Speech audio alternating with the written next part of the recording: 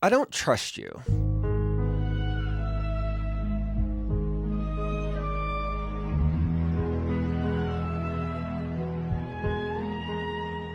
I don't trust you is a phrase we've all thought or said about someone else and has been thought or said about us. What causes the dynamic of trust or mistrust to form between people? What is it about trust that sometimes it shatters like porcelain to a marble floor or crumbles like waves to the sandcastle, and other times it erodes slowly like a river through a valley? What is your trust made of? What process built it?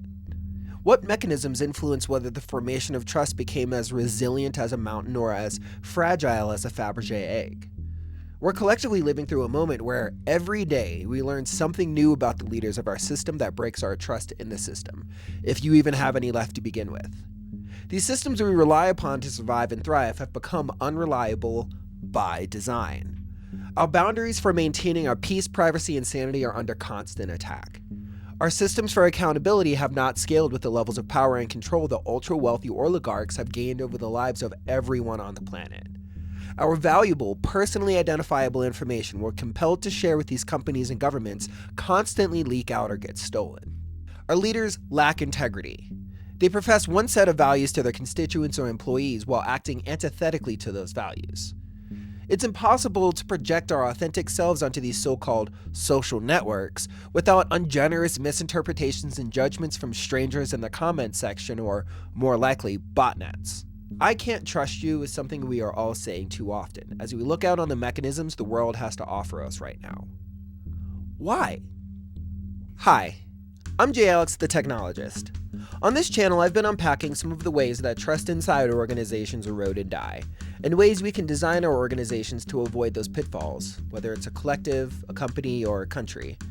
My first video on this channel was about the social mistakes and economic pressures my former employer, an arts collective turned company, succumbed to during its transition. My first video in the 7-part framework series is about how changes in the dynamics between an individual and the system result in an individual playing the game of exit, voice, and loyalty.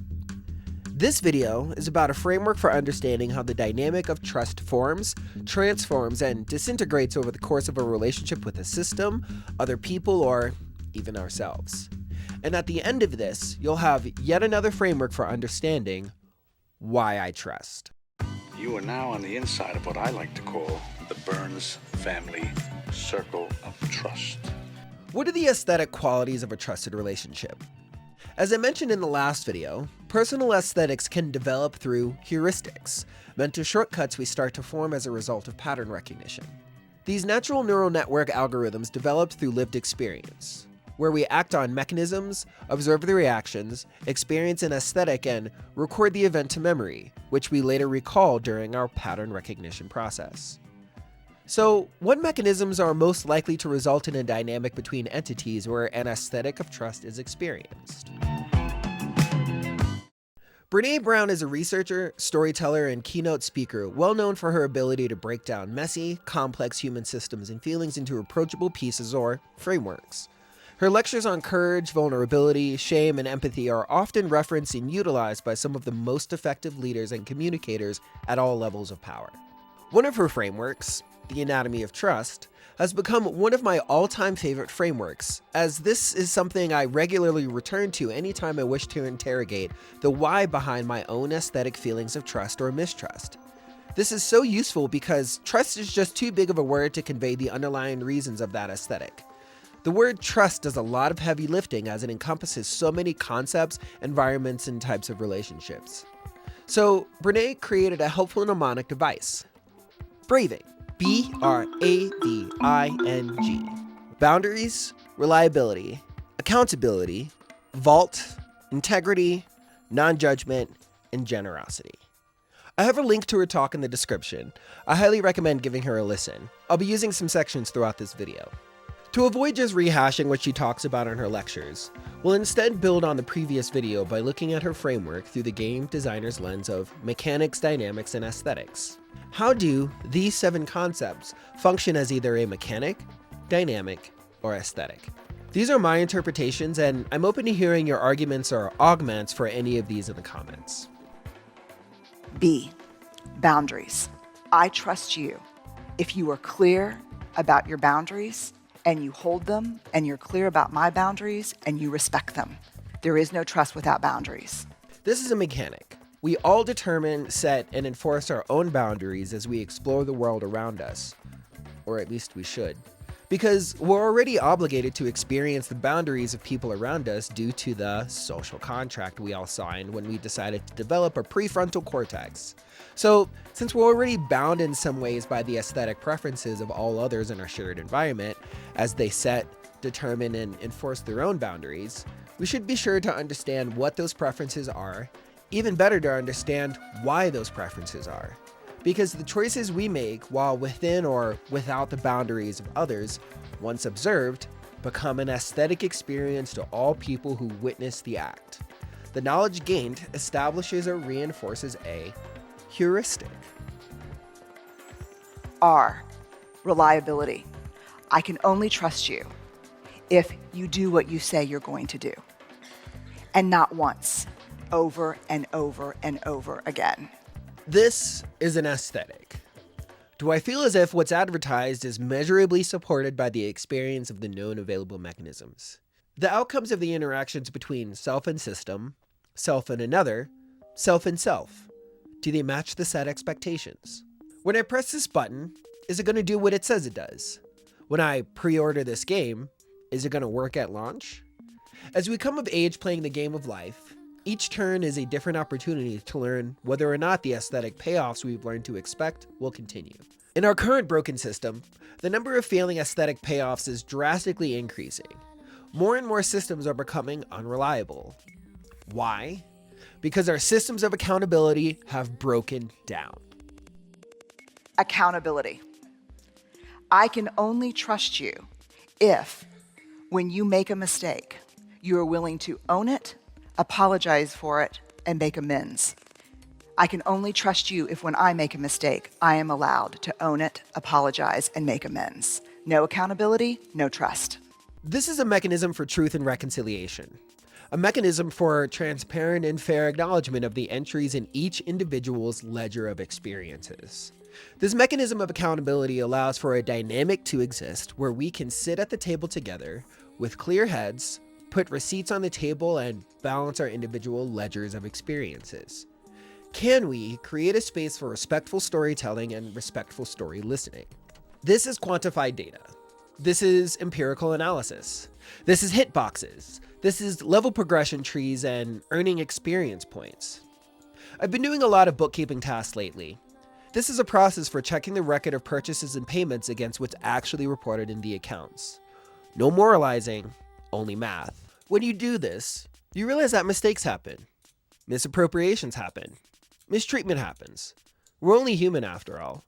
The question is, once our actions are forever inscribed on the permanent record of time past, can we talk about it safely and find a way to balance the books moving forward?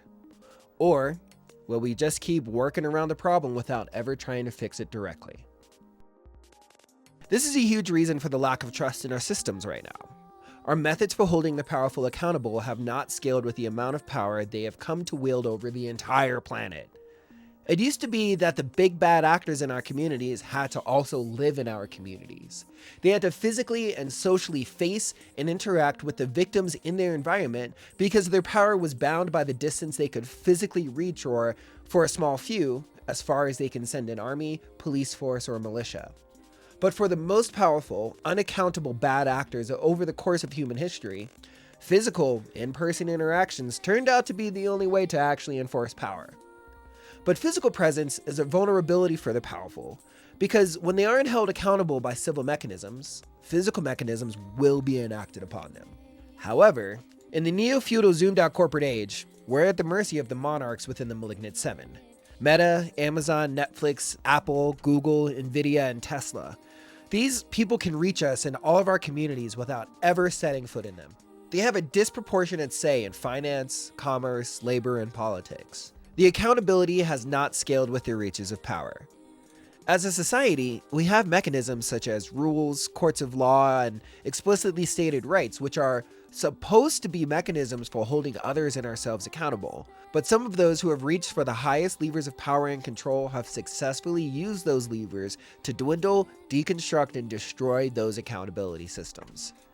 There is no method for an effective collective shun. Shun the non-believer! Shun! Shun! Because these people live in a completely different social and environmental worlds from us. What worked on Captain Boycott cannot be repeated in our modern economy. And if you don't know what I'm talking about with Boycott, go and find this podcast, or stay subscribed to catch my next episode, as I'll be diving more into that history next. But until then, I'll let YouTube's favorite Unk say it. Real accountability comes from community. It comes from close personal relationships and engagement. You can't hold a person you don't know accountable. And you can't hold a person accountable if they're not willing to submit to being held accountable by you or whatever community you're in. You can exclude people and you can dominate people and you can harass people, but accountability is change. Accountability is having a person recognize where they fucked up and that person changing their behavior. V, the vault. What I share with you, you will hold in confidence. What you share with me, I will hold in confidence. Pam told me she let you in on a little secret of mine last night. Yes, she did. Well, as long as you can keep your mouth shut for the rest of your life, you're in no immediate danger. Let me just peek inside your vault there, says tech companies. This is a mechanism, and the way we observe each other's interaction within that mechanism will set up a dynamic. We regularly give up information to systems with the expectation that this information will stay contained in that system. When I sign up for a new online service, I depend on that service having some sort of vault mechanism to keep my username, password, and credit card information safe from bad actors. But we know with the number of breaches, leaks, cookies, and data brokers, those expectations are also nearly wiped out. Which leads me to today's sponsor. Just kidding, I don't have any sponsors yet, but if you like, comment, and stay subscribed, maybe one day this channel too will grow to the point that you can skip right over this section. I, integrity. It's choosing courage over comfort, choosing what's right over what's fun, fast, or easy, and practicing your values, not just professing your values. This is an aesthetic, because it's an observation of a person and an observation of the mechanisms or actions they're choosing to make. What structures are forming as a result of their actions, and what algorithms are taking shape? How do these systems stand up to pressure test? Similar to the deficit of accountability we're experiencing with the leaders of our modern world, so too do we observe a deficit in integrity. The systems available for people to find financial, political, and social success encourage this distrustful behavior. It's capitalism without regulations, politics post-Citizens United. Corporations are people, my friend. And parasocial relationships built on rage bait, all incentivize humans to diminish their integrity as a means of promoting and preserving the toxic systems that they're now hooked on. Toxic game loops. Exist in a system that lacks accountability? What incentive is there for integrity? In non-judgment, I can fall apart, ask for help, and be in struggle without being judged by you. And you can fall apart and be in struggle and ask for help without being judged by me. This is a mechanism, or rather a deliberate choice to not immediately engage the mechanism of judgment. Speaking as an American, with a great understanding of our nation's complex history, this one is difficult for us in the US, by design. This country is rooted in the notion that an equal class of white male landowners had full judgment over any other people on that land. And even if you didn't own land, at least you were better than the people who were owned by the land, or those hunted down by the United States Army and militias. The roots of racism and misogyny run so deep in this country that 50 years ago, Ronald Reagan easily bloomed race bait into our populace with the whole welfare queen straw man speech. In Chicago, they found a woman who holds the record. She used 80 names, 30 addresses, 15 telephone numbers to collect food stamps, Social Security, veterans benefits for 4 non-existent deceased veterans' husbands, as well as welfare. Her tax-free cash income alone has been running $150,000 a year. He built in the minds of voting white Americans a specific aesthetic of who benefits from welfare, convincing that group of people who actually are the largest beneficiary of welfare to heavily judge those who need it. And if those voting white Americans need it themselves, then they too should feel judged. This trained an entire generation of white Americans to feel shame and not being able to keep up with a system designed to squeeze them. I mean, Jesus Christ. Literally, Jesus Christ preaches in the Sermon on the Mount, "Judge not, lest ye be judged. Do not judge, or you will be judged. For with the same judgment you pronounce, you will be judged. And with the measure you use, it will be measured to you."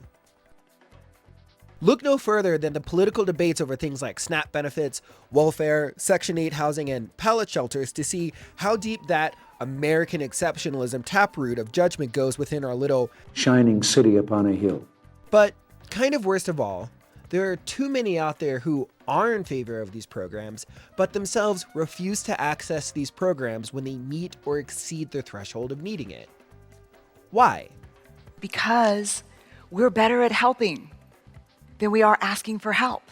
When we assign value to needing help, when I think less of myself for needing help, whether you're conscious of it or not, when you offer help to someone, you think less of them too. Mutual aid built our society, from hunter-gatherers to agrarians. For thousands of years, we've thrived on this planet because of our cognitive ability to form complex social collectives that operate in mutuality.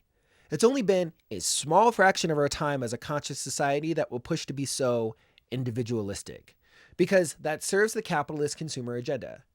Don't help each other. Don't expect help from the state either. Instead, help yourself by buying this thing. When we lose the will to let our community help us, we lose trust in our community. But you can regain it by doing something as simple as asking your neighbor to borrow a drill. Another method was made famous by noted American slave owner Benjamin Franklin. Look at all these slave masters! There's a popular anecdote about how Franklin turned his political enemies into friends. Put simply, he would visit them at their homes, and during the visit, ask to borrow a book from their library. You see, when someone does you a favor, they're more likely to like you. He that has once done you a kindness will be more ready to do you another than he whom you yourself have obliged. Interesting little hack. Speaking of hacks, social media has done a pretty great job of hacking our brains by building judgment as a key mechanism on those platforms. By putting ourselves out there on the net, we open ourselves to a worldwide web of tools for judgment. A lot of people think Google's just a search box and Facebook's just a place to see what my friends are doing. What they don't realize is there's entire teams of engineers whose job is to use your psychology against you. Every like, subscribe, and upvote, did I mention yet that you should like and subscribe, nudges the hidden dials of the algorithm that auto-editorialize your newsfeed. We seek validation, and when these platforms curate our individual experience to feel constantly validated, that feedback loop hits like a drug. As I worked on this essay, this interesting image came across my feed. It's a graph of questions asked per month on Stack Overflow over the past few years. This website is one of the most used Q&A forums by programmers and software developers. This online community was notorious for how judgmental the responses would be to genuine questions by beginners. If they dared to participate directly in a search for programming knowledge, you'll get smacked down by the mods. It's not a place for beginners to participate. As many users will tell you, you're supposed to search through their archives extensively to see if your particular problem with your particular set of circumstances has already been addressed. Good luck on your search with all the Google SEO in the way. You'll notice that right at the time ChatGPT came out, the usage of the site fell dramatically. There's much about these AI chatbots to criticize. Slop, hallucinations, water consumption, deepfakes, data centers, but one of the things developers have done well is helping you not feel judged. And that's because the designers know which aesthetics get you to stick around and which ones make you want to exit the game. Real trust doesn't exist unless help is reciprocal and non-judgment. There's a really great example of this in the movie Salt of the Earth, a movie based on the true story about striking Chicano miners in New Mexico, and more importantly, their wives who took over the picket line after they were barred from doing so. There's a scene where the strike captain calls out his union organizer for not letting the rest of the union members help organize. You're even suspicious of him. Maybe. I think he's got a few things to learn about our people. Go on. Spill it. Well, you're the organizer. You work out strike strategy, and most of the times you're dead right. When you figure everything the rank and files to do down to the last detail, you don't give us anything to think about. Are you afraid we're too lazy to take initiative? You know I don't think that. Maybe not. But there's another thing. Like when you came in tonight, I heard you ask your wife, who's that? His grandfather? That's Juarez, the father of Mexico. If I wouldn't know a picture of George Washington, you would say I was an awful dumb Mexican.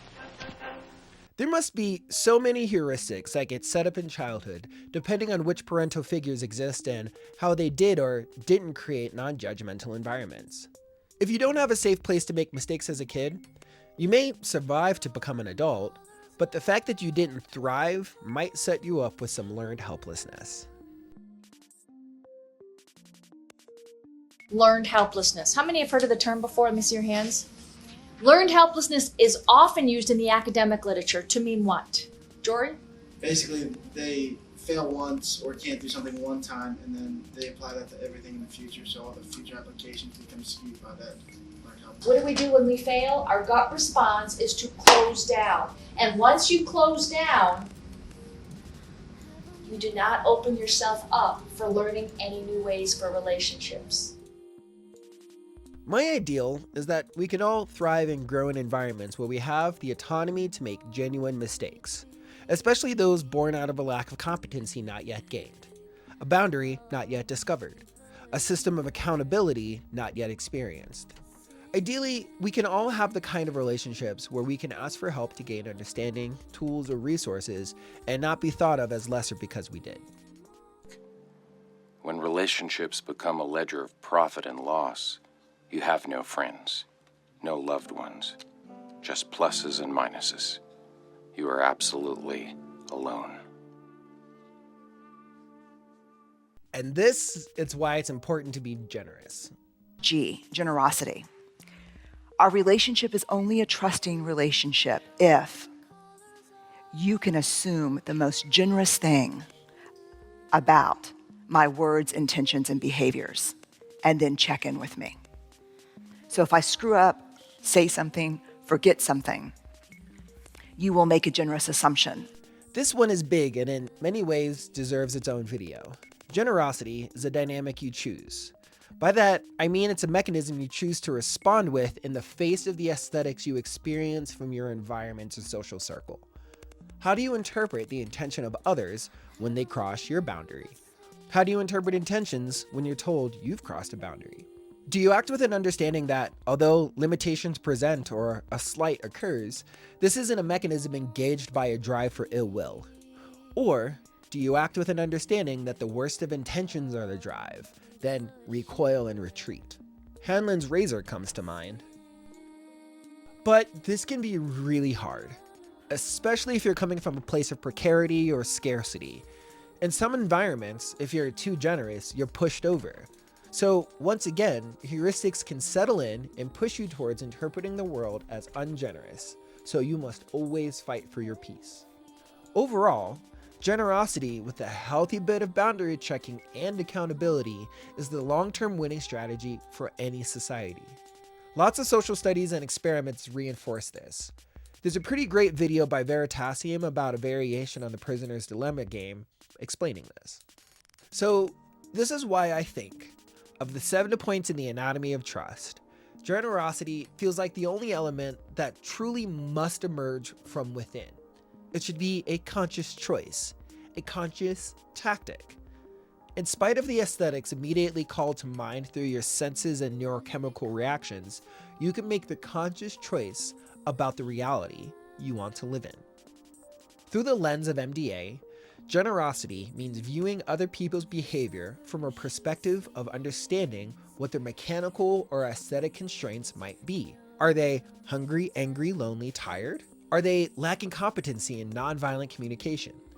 Did they know the rules? This is grace. Side note. Granting grace isn't easy because it means allowing cognitive dissonance to roam freely within your reality tunnel.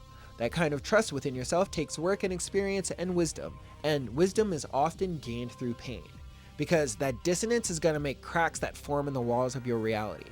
And once that happens, the apocalyptic light from those outside perspectives can be real hot and spark even more fire dances of cognitive dissonance. Now, that's supposed to be part of the process for this whole thing called existence. Expanding your conscious understanding of the world, cracking and then expanding the walls of your reality tunnel. But sometimes those tunnels collapse and need to be rebuilt completely. Tough titties, ego death comes for us all. But, as Morpheus warns, many of them are so inert, so hopelessly dependent on the system, that they will fight to protect it.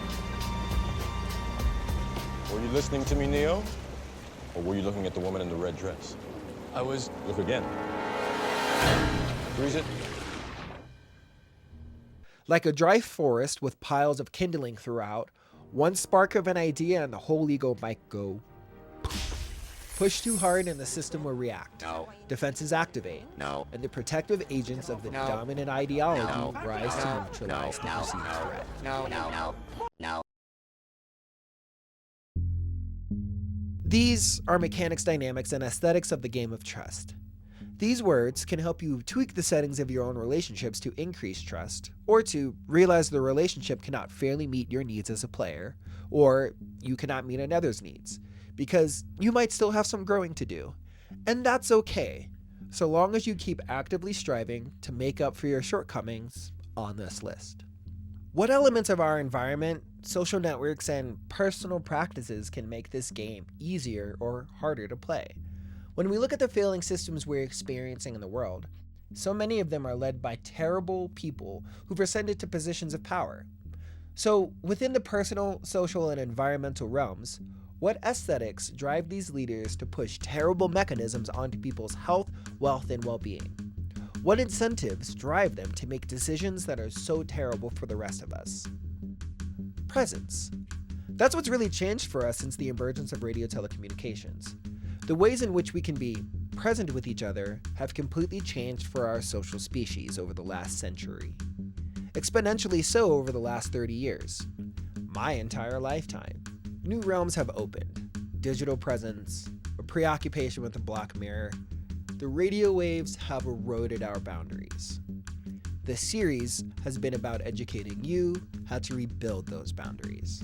So next episode, we'll be getting into these different levels of presence.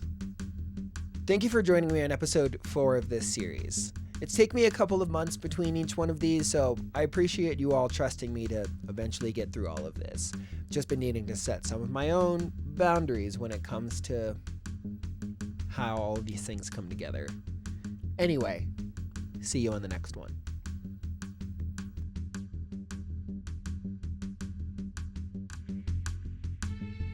One day I started seeing the static. The light outside the light we see. The forever hum that permeates it all. Radiant echoes glimmer on the TV. Nah. Yeah.